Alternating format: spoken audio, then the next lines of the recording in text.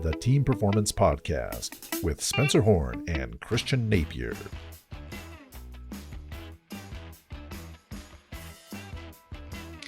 Hello, everyone, and welcome to another episode of the Team Performance Winning Ways for Uncertain Times podcast. I'm Christian Napier, and I am joined, as always, by the man in salmon, Spencer Horn. Spencer, how are you? Great, Christian. Very good to be with you. Thank you. How are you? I'm doing all right. I'm doing okay. Did you guys survive the windstorm? Yeah. Well, not so funny. As a matter of fact, as soon as we're done here, I'm going to clean up in our neighborhood. Many trees were blown over. And I went running yesterday morning. I was the only person that went out there. And at one point running up the hill, it was pushing me up the hill. When I got to the top of the ridge, it almost blew me off the ridge. It was that strong. It was unbelievable. And I had to clean trees off the trail. They were blown over on the trail, and it's bad news. There's a lot of damage where I am. How about where you are? Not so much. We didn't get the winds nearly as bad as Salt Lake City or Bountiful up Davis County, which were really slammed. My wife and I went for a walk yesterday. It was quite windy, but there was really nothing. There weren't any trees toppled or anything like that. Oh, well, that's good. Very, very good. So what did you do for Labor Day? Well, before I get to Labor Day, just one more thing about the trees. So my daughter, as you know, attends the University of Utah, and classes were canceled yesterday. And so she stayed home. And then today she went back up to the U because she has one class that's in-person class, and she went up there. And then she called me and said, "Dad, can you come pick me up? Because the tracks there's a problem with tracks. There's been a fire or something. And so tracks is not running I can't get through my stop." So I went to pick her up, and driving up there and then returning, there were some traffic lights still out. So it took a long time. And we drove past Liberty Park, and the damage, incredible. I mean, I saw a little bit on the news, but I didn't realize that there were just so many trees toppled over. There's a cemetery right across the street from the University of Utah. Trees toppled over all over the place in that cemetery. And then several homes, trees bent over, broken, sideways. And then Liberty Park was just, I couldn't believe just how many trees were knocked over by that crazy wind.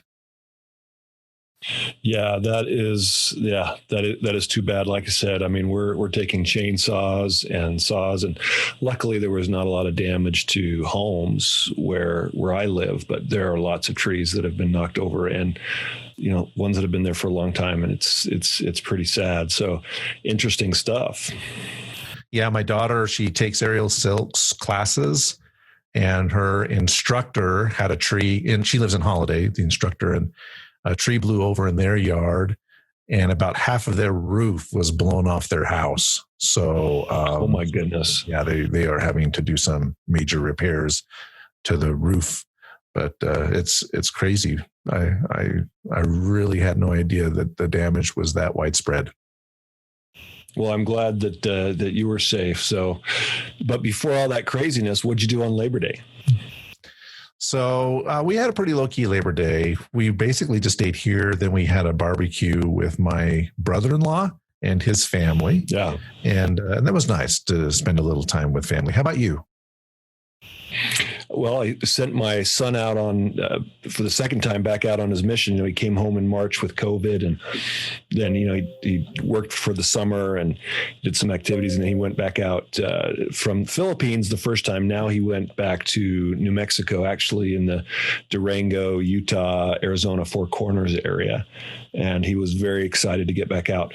But before that, we went backpacking, as I talked to you last week, in the Uintas.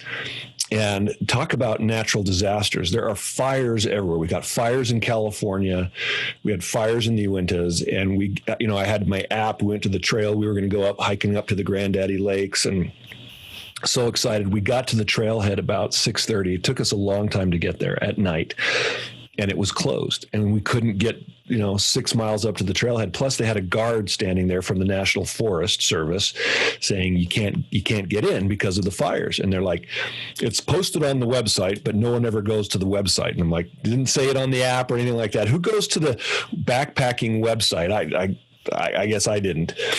And but I said, we got all the way out here, and we're like, we want to go backpacking and fishing, and so we went all the way back to Camas, and then drove up, the Mirror Lake Trail, and went to a place, and we didn't get to the trailhead till 9:30 at night. So hiking in the dark again with our backpacks. We went the wrong direction, but that's okay. We found a great place out in the woods. It was just beautiful, right next to a brook and a lake. And then in the morning we got up and went fishing. I think in an hour we caught 9 fish. Kept 3 of them. One was what's called a tiger. Oh my gosh, I'm blanking out. Tiger muskie.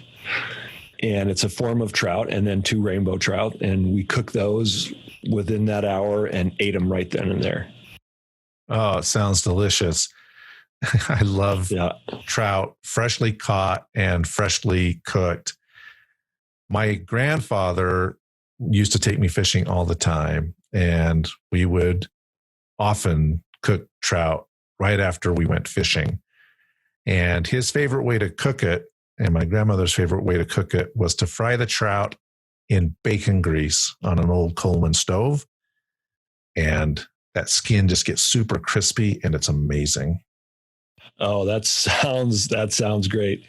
Love it. It was super fun. And we didn't go very far because, we just got the late start, but we were up about 9,000 feet. We didn't go hike any mountains this time. We just wanted to fish and relax.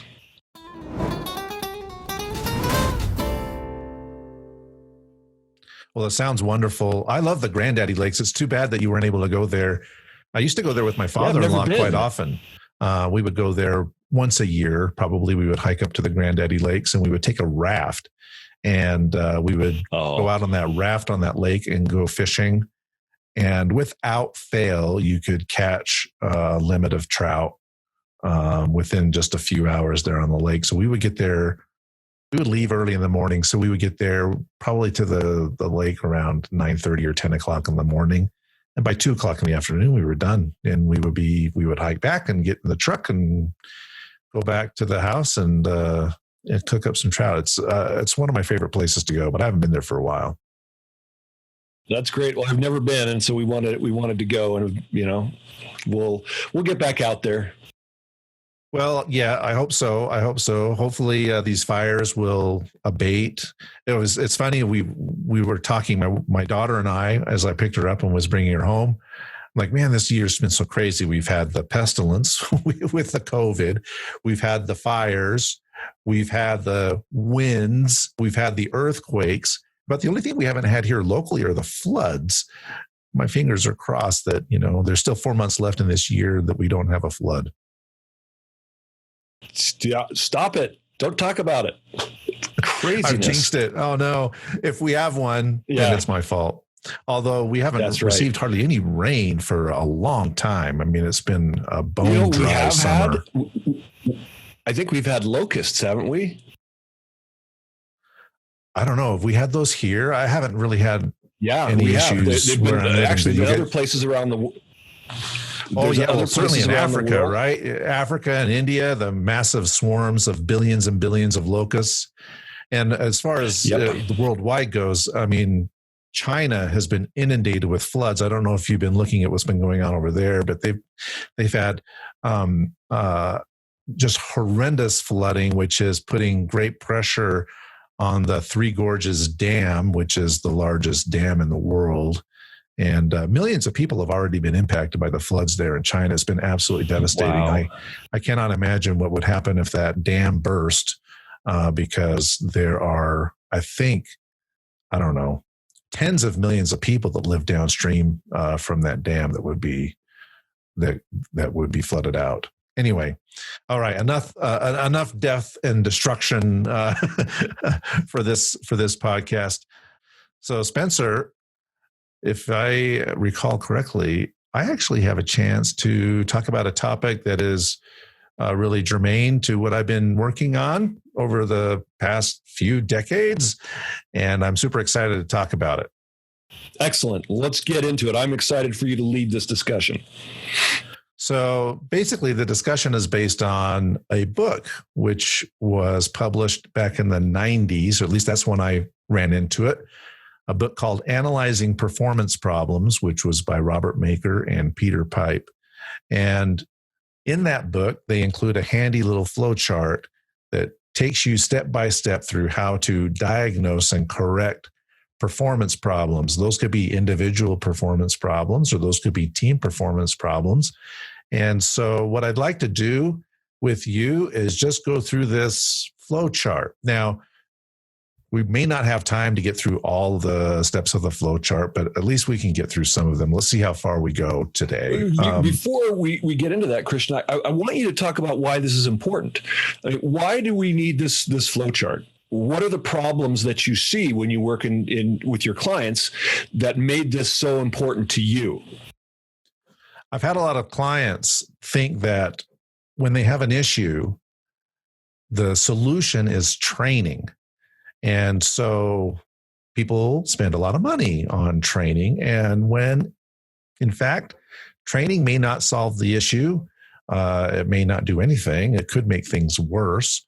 And you could shell out a lot of money for training and not really get the return on investment that you're seeking. And so, that's one of the reasons that I really like this method is it allows you to identify some certain things and take some corrective measures on those things before you jump right ahead to training or developing I think skills. This is so important. I mean, it's a $54 billion industry, and it represents a significant part of what my business is, and I know your business as well. So it seems like we would be shooting ourselves in the foot to talk about this.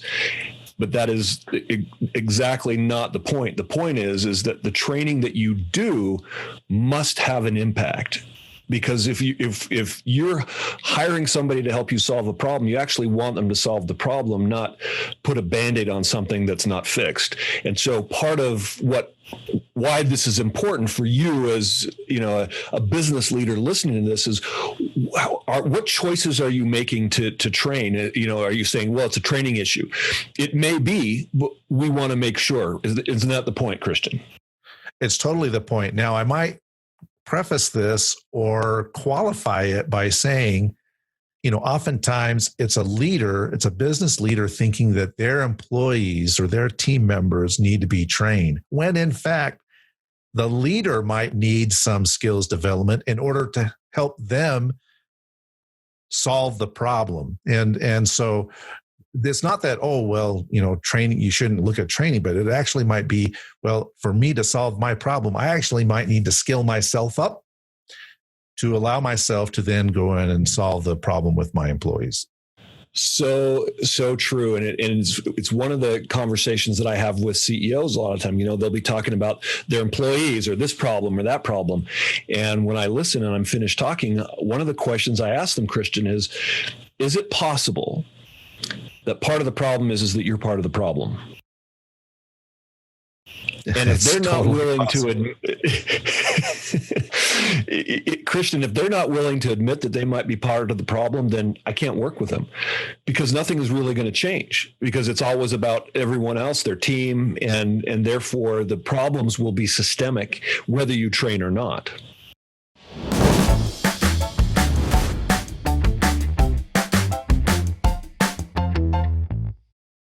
Well, we're talking about problems, and that's actually the first step in this process. You have to define the problem in order to solve it.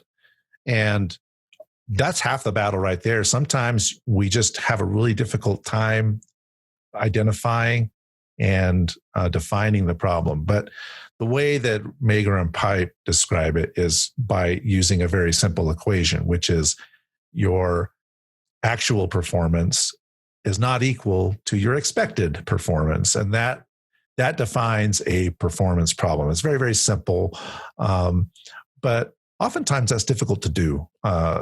Sometimes, you have performance goals that are very clearly stated. Certain kinds of professions have performance metrics that are very, very standard, and other professions may not. And so it might be easier for some professions than other professions. We talked about this earlier, but I work for UPS, and you work for UPS too. And we had very clear performance goals there. My son, I just got so excited, is applying to work at UPS. He's interviewing tomorrow. And I'm like, yes, but it's all about production. So go ahead and tell your story. I was just excited because he may get it. It's a great place to work when you're a student.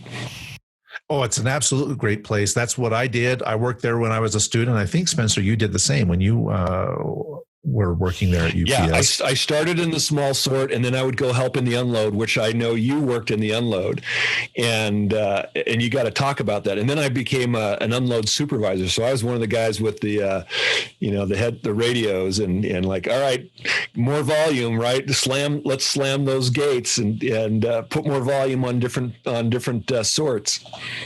That's right. And at UPS, we had very firm targets. For me, unloading a trailer, it was 1,400 packages an hour. That's what I had to unload.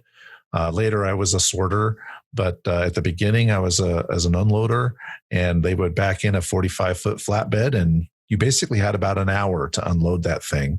That's roughly how many packages were in one of those.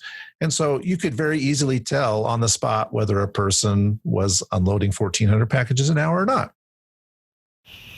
Did you ever get when you got, oh no, it's a Melaleuca truck, and you had all those little tiny packages, and so it's more like 2,500 packages in a Yeah. It's interesting. Or what would impact your production also would be broken packages. I remember one time there was a box. This box was about 2 feet long.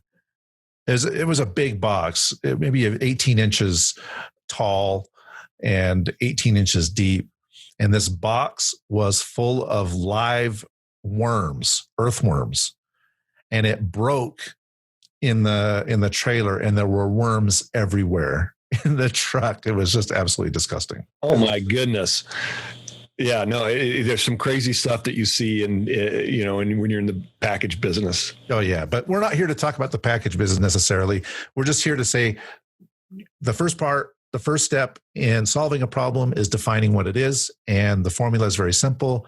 Actual performance doesn't equal expected performance, and so that's the first thing. For an attorney, for example, your win to loss ratio might be an example of productivity, right? I mean, how many cases are you actually succeeding in? That's right. Or it could be, if you're a partner, how many clients are you bringing in? What are the billable hours are always, right. Utilization is a big one in professional services. Sales, like rainmaking is something we can measure. How much sales or new clients you bring in. That's right. So there are various ways that people's performance is measured, and you have a problem when that performance does not meet your expectations. And so if you've decided or you defined, oh, we have an issue here, we have a problem, then the next step in the flowchart is determining whether the problem is worth solving. And I'm curious, Spencer, have you ever run into a situation where you found a problem, but either it wasn't material or the solution could be so costly that you just decided, well, you know what, we're just going to have to go with what we're going to go with here, because to actually solve this problem, it would be too expensive. It's just not worth solving. Yeah, really, really interesting. It's I don't know if this is a good example of that, but one of the challenges, I worked with a company that was worried about sales. It was during the last recession, and we had a problem with one of the salespeople, one of our top salespeople, but he was very toxic, and so there was fear. If we let that person go, what will that do to our sales? And I think that's a poor example, but that's the one that comes to mind. I think there are other examples, but some people in this case would not make that choice to let that person go out of fear because they think it's too costly. It's often with leadership positions. You get the C-suite. It could be even the CEO, and maybe there's a situation where the CEO may not necessarily be a great fit, but in order to buy the CEO out or to terminate the contract, it would be so costly that, sometimes they'll say, well, the guy's going to retire in a couple of years, so we're just going to live with it because we don't want to incur the cost of actually having to hire another person. Yeah, this is a scenario that happened with a client of mine, and I don't want to get very clear because I just talk very generally. And what happened was it was a co-founding member of an organization, and highly toxic. And so for years they avoided that decision, and there's a cost to that. Ultimately, they were able to set up a situation where they could get this individual to leave with additional great costs. But in this case, they decided to no longer defer that and keep incurring all the pain that would have ultimately destroyed the organization. So yes, I have experienced that. And it's quite interesting, not to go on to too much of a tangent, but with the whole Me Too movement that's happened, scenarios or situations that in earlier times, back 10, 20, 30 years ago, they would have been swept under the rug. Now companies are looking at it and they're saying, you know what, we have to make a move, because if we don't, the cost to us, not just from a dollar terms perspective, but also to our reputation, reputation risk is now so high that executives who were behaving inappropriately, who could get by with it for years and years and years, and established a culture of harassment. People are no longer keeping those guys around. They're letting them go because the math has changed, and I hope, and I think for the better. Absolutely. And it won't be great when we actually get to a place where we make those decisions, not just on math, but because it's the right thing.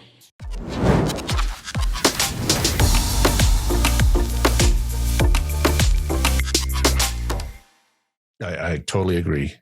And I think what's going to happen, we'll have an alignment of math and the right thing. And right. And when those agree, then we're in a good place. When we're not in a good place is when math and the right thing to do don't necessarily agree. And that causes all kinds of conflicts and problems.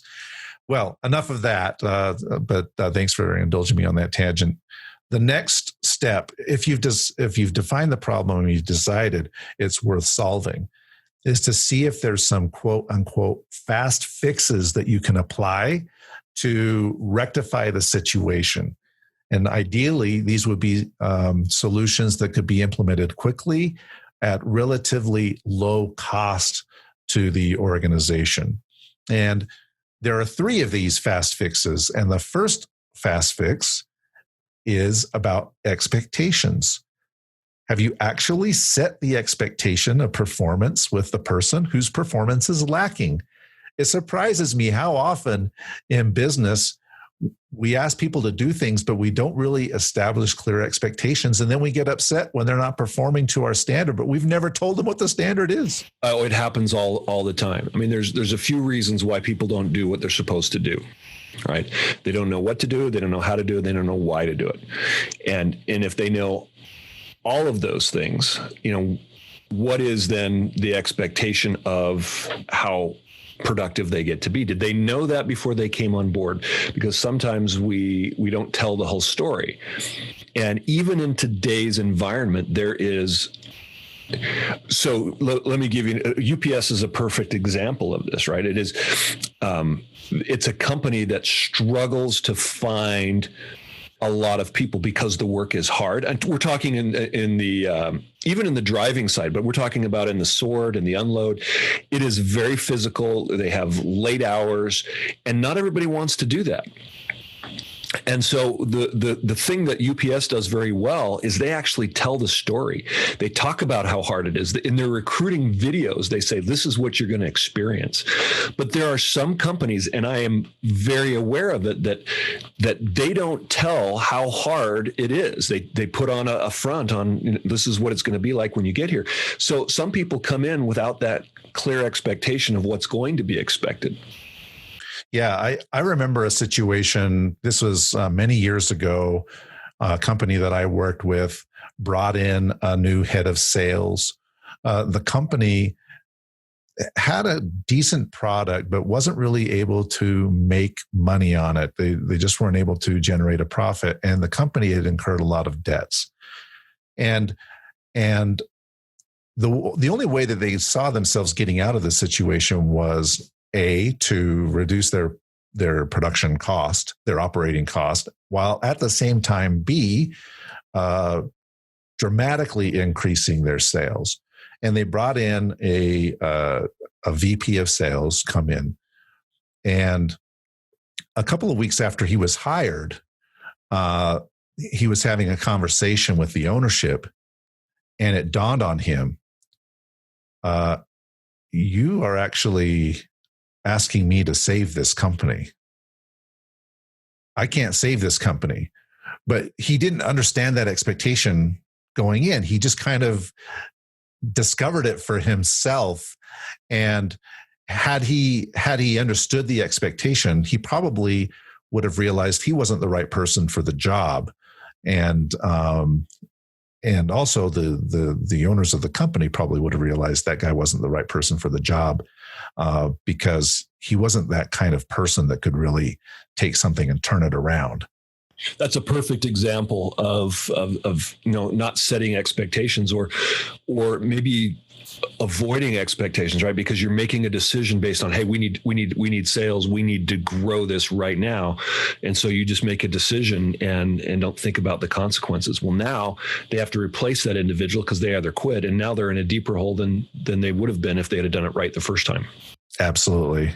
That's exactly what happened. The guy lasted there a few months and then everybody realized he's not the right guy.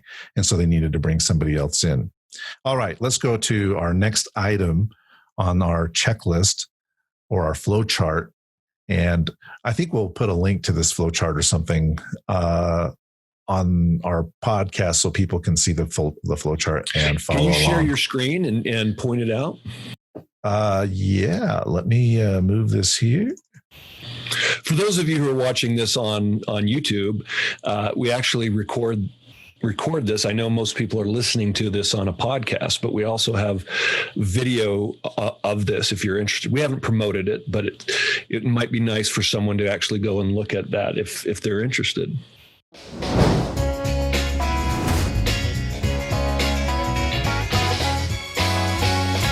All right. Can you see that? Absolutely. Yeah, that's great. Okay. So that's the flow chart in its entirety. So now I'll zoom it in a little bit and get us to the piece that we're talking about. And it's this piece here, which is the fast fix section. And what we did is we just talked about, have we set clear expectations? We described the problem. We decided it was worth pursuing. And now we're trying to determine whether we've set clear expectations, and that's just what we talked about.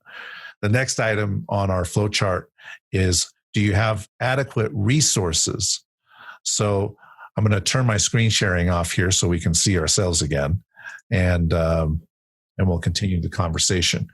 Now, when it comes to adequate resources, this is a fast fix thing. So it's not necessarily spending a huge amount of money trying to retool a production line or something like that to make sure that everybody has the absolute world-class resources that they need. But are there some simple things that can be done to give people the tools they need right away to improve their performance? It's never about, does any organization ever have all the resources that they need? I mean, even Tesla probably doesn't have everything that they need, right? With Elon Musk and everything that he does. But are you actually utilizing and allocating your resources efficiently? So maybe we have some excess in one department that we could reallocate somewhere else. I mean, that's a way to use existing assets that you may have. But blocks of resources could be, do you have the right software? Do you have, does the computer, sometimes we upgrade our software and create a new process, for example, for tracking expenses, but for whatever reason, the software is not working the way the process is designed to do. And so then people just avoid it and they don't do their expense reports, right? So we look at the behavior saying you need to do your expense reports on time. Why are you not doing it? And well, the software doesn't work. Yeah. And, sometimes that can be used as a crutch by people who are not performing well. Well, the software is terrible. But there are instances where the software is genuinely bad. And that's something that hopefully can be fixed. Now, sometimes you're dealing with custom software solutions or software that is, it's been designed and millions of dollars have been spent on it. So retooling that's a whole other ball of wax. But we're just talking about, very simple, solutions. I think that one of the great things about these software tools now is that they are more widely available than ever, and at a lower cost than ever before. And so that's definitely one thing. I do have an interesting example of a fast fix. And this actually comes from my home. My wife is extremely organized. She has places for everything. And some of the little inconveniences that cause problems in a marriage, like you don't put a new roll of toilet paper on the toilet paper roll when you're done. That she has little solutions for those. The toilet paper thing, I think, is a great example because she has a little basket on every toilet that holds like 3 or 4 rolls of toilet paper. You never run out of toilet paper. If the roll goes out, well, you've got another one that's right behind you. You don't have to get up off the seat. It's just there. Instead of having, I got to go downstairs and I got to get toilet paper out of the storage room and it never happens. Well, if you just have a few rolls right there, then you're never going to run out of toilet paper. That sounds like a dumb example, but there are a lot of companies where things don't get done because there are little inconveniences that people don't want to mess around with, and you can just move stuff around and make the process just a little bit more efficient. And then voila, people are doing what you want. I think that I'm going to throw this out, and if I'm wrong, you can cut this out. But I think there's another example that you have shared with me that you have done to solve a problem very similar to this. So, for example, in the Olympic space, right, you have a Olympic organizing committee that spends years and years preparing for the Olympics, and then they have all these volunteers that come and go. And part of the process is you've got this next organizing committee that's going to take over after it, and they want to transfer as much of the learnings, from new decades and new games as we progress. We want to transfer as much of that knowledge as possible. And one of the things that you talk about struggling with is reporting, right? All the volunteers and all the people that are working there reporting what their learnings were, what went well, what went wrong, and that was a very cumbersome process, and so it didn't happen. Am I on the right track? Yeah. Well, it did happen, but it happened with varying degrees of quality, and there were some areas that didn't do it. Exactly. And the problems were, the games end, and then everybody splits because they have to go actually get a real job after working the games, and so all the data and information and learnings haven't been captured as well as they could be. That's right. So to combat that, the IOC's done a couple of things. Number one, they start the knowledge transfer process earlier, so it's more timely. And number two, they go out and they conduct interviews with people because it's much easier for someone to respond to questions just sitting down and having a conversation for an hour than it is to write a report, particularly if that report's not in your mother tongue. And so, I've personally been involved in that, and that saved a huge amount of time and money. It's relieved a significant burden from the organizing committees. And in the end, the IOC, and this is just starting with Tokyo 2020 games, so it actually hasn't totally been implemented yet in terms of replacing the reporting. But in the end, the IOC will get a very good quality product, a lot of good contextual knowledge shared, because it's shared the way people have shared these stories since the beginning of time, talking person to person, having a conversation, retelling a story. And it's much, much easier for people to do that than it is to sit down and write reports.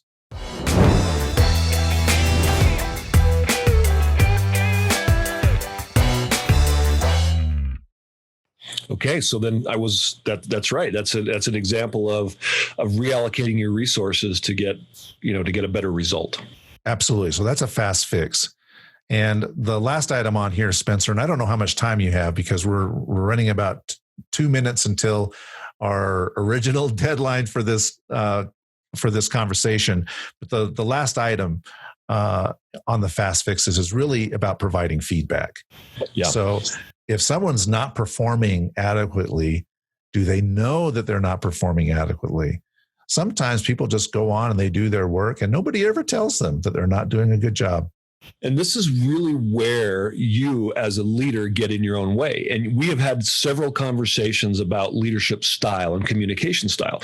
And there are some people, and I have conversations every single day, had them today, with a CEO. I just had a conversation with a CEO in Los Angeles, great firm, and wants to implement more standard operating procedures because they are, what they do is forensic based. I mean, they're using information for actually providing witnesses for attorneys and stuff. So it's very, very data driven, very science, very engineering. So it's a lot of accuracies, and they have to be very, very careful. But this leader, when confronted with her personality, admitted that part of the challenge that she's had is actually holding people to the standards that she wanted to create, because she wanted to be nice and she wanted to create a positive environment. And so as a result, did not address deficiencies as soon as should have been done. And as a result, then you start creating habits and behaviors, and it becomes harder to confront because you now created by tacitly or not saying it, you've allowed that behavior, and it's hard to change that. That's an example of how a leader is creating their own problems in their organization. We see this in sports a lot. And I think we've talked about it a little bit before, but you hear the term players coach. And the players coach, generally speaking, historically anyway, had a reputation that they would just kind of let the players do their thing. And so oftentimes a players coach might be reticent to hold a player accountable for their behavior and really call them out and say, hey, what you're doing here is not right. And as a result, standards might slip, discipline may suffer, and ultimately practice. Yeah, exactly. Practice. And then performance on the field suffers and the team doesn't win. And then the coach is out of a job. Right. And that's a great example of, creating your own problems because you're not willing to give feedback. I think the other problem, Christian, is that if you are willing to give feedback, do you know how to do it in a way that actually has impact, that people can actually hear and apply and not shut down? One challenge actually that can happen is the person that you're giving feedback to, a couple of things, again, based on their personality, can overreact and blow up and get overly defensive. And then that makes it very difficult where you have now an emotional situation where feedback cannot actually be absorbed or heard. Or they shut down because of fear and, oh no, I'm going to lose my job. I mean, so how you give feedback is really, really important. Do you know how to handle that person that might have this explosive personality? Do you know how to handle the person that shuts down, or one that's going to argue with you and have all the facts as to why they're correct? Are you prepared for that conversation and have the ability to give feedback in a way that can actually be heard? Some leaders can navigate this naturally. It's something that they can do well. But this isn't something that's taught a lot at school. And there are a lot of people who may be very book smart, or they may be experts in their particular area, but they have no idea how to handle these situations. And I think this is where, when we talked at the beginning, this is where the leader could use some help, could use some training, could use some coaching to help them figure out what's the best way to handle the people on my team, the best way to provide the feedback. If they don't know how to do it, if they don't do a very good job of it, they may not be aware, but if they are aware, then they need to be given the skills to be able to do this, to provide this feedback. Otherwise, they'll just go through and do a regular training, and then the problem will still be there. And actually, the problem was probably their inability to give feedback effectively. Right. And this is where coaching would come in, right? Or working with someone that could help you. And actually, just a couple of weeks ago, I was presenting to a group of CEOs in Wisconsin. And one of the CEOs was talking about a similar challenge that I talked about earlier, a salesperson that was really a problem and not performing the way they needed to, or creating a lot of tension within the organization. And I had this CEO's profile and talked about how they were perpetuating the problem by not addressing it, and they were just very concerned about how to handle it. And so I asked the CEO to pretend to be that employee, and I was then the CEO, and we role played. And he gave me all the excuses, and I would handle that. And so just role playing and modeling for people, just showing them how you can have a conversation to give feedback, is a huge eye opener. And then the next level would be preparing that executive for that conversation, knowing the employee that they had to talk to, getting them ready. It's like a game plan, right? You're talking about sports. The coach puts together a game plan. You work on it. You practice it in a safe environment so that when you go live in the game, you're actually knowing what to do and what to expect when the team throws certain things at you. You've watched the game tape. And you know what to expect. And that's not a training situation for everybody. That's focused feedback, working with an expert that can really help you get to your next level, can save you hundreds of thousands and millions of dollars over time. I just have to ask a question here, Spencer. Yeah. In the work that you've done over decades with hundreds of CEOs, C-suite level professionals, business owners, executives, ballpark, how many of them, percentage-wise, actually have a good command of these communication and leadership skills? 10%. Isn't it amazing? Yeah, 10%. And I find when it comes to team performance, which is what we're focused on, only about 10% of teams are high performing. There's a correlation there to the leadership of the organization and the performance of the team. Always, always, always, always. So there's a dramatic room for improvement industry-wide, across the entire globe. Companies need to improve the skills, the leadership skills and the communication skills of their leaders in order to maximize the performance of their organizations. That's and right. You are eminently qualified to help people do just that. Well, I don't know about eminently, but a lot of these people need help imminently. That's true, particularly during these crazy, uncertain times, right? That's right. But thank you for calling me your eminence.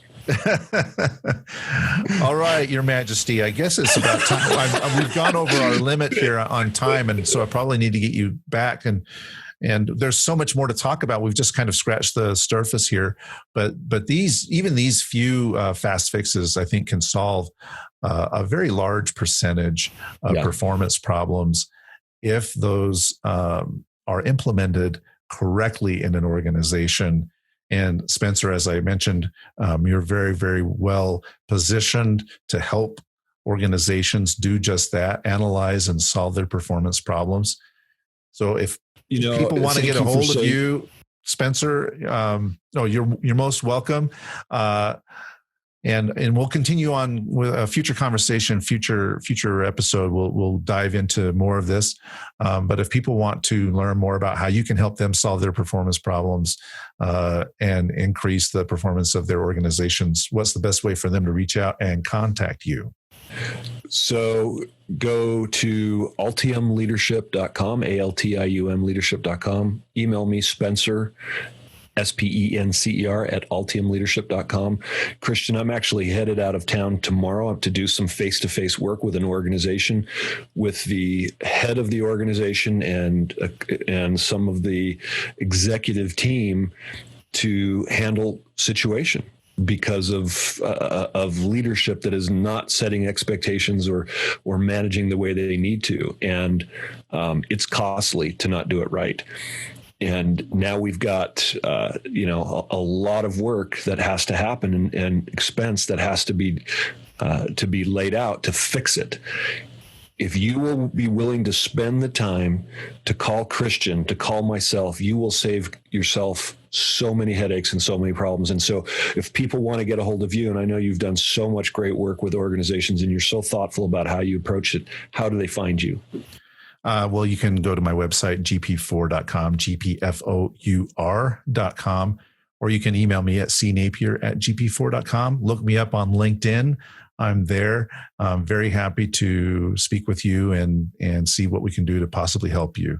So, Spencer, I wish you all the best in your travels. Good luck with your client here. I hope you can help them solve their problems and save them a lot of money. And I look forward to speaking to you again when you get back. I look forward to it. All right. Thank you, everyone. Listeners, please like and subscribe to our podcast, and we'll catch you again soon.